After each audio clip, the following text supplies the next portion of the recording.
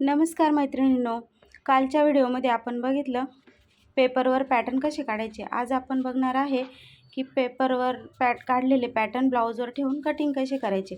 तर आपण blouse piece असा ठेवून घेऊया डबल घडीवर।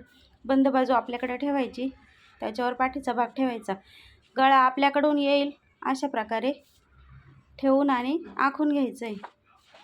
त्याच्या शेजारी आपल्याला साईड पॅटर्न ठेवून आखून घ्यायचं आहे। या अशा प्रकारे कटिंग केल्यानंतर ब्लाऊज पीस व्यवस्थित कट करता येतो आपल्याला आणि कपडा पण उरतो आपल्यासाठी।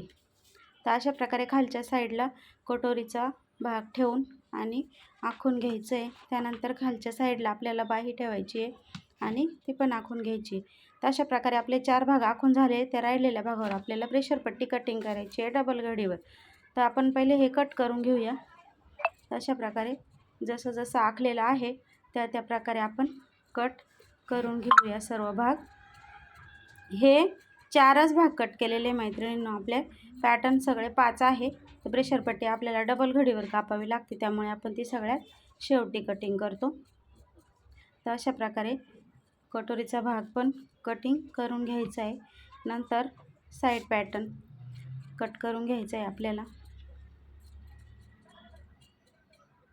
खडूने आखल्यामुळे आपल्याला सोपं जातं कट करायला।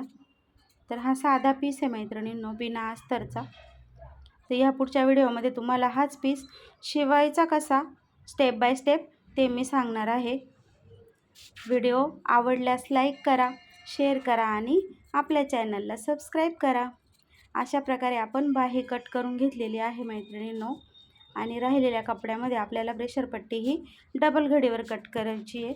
तर 4 पदरी घडी आपण केलेली आहे आणि त्याच्यावरती आपण प्रेशर पट्टी ठेवून हे कटिंग करून घ्यायचे। तर असे नवनवीन व्हिडिओ बघण्यासाठी स्टेप बाय स्टेप मी व्हिडिओ टाकणारच आहे। तर आपल्या चॅनलला सबस्क्राईब नक्की करा। अशा प्रकारे आपण कटिंग करून घेतलेलं आहे। या पुढच्या व्हिडिओमध्ये हाच ब्लाऊज पीस कसा शिवायचा ते मी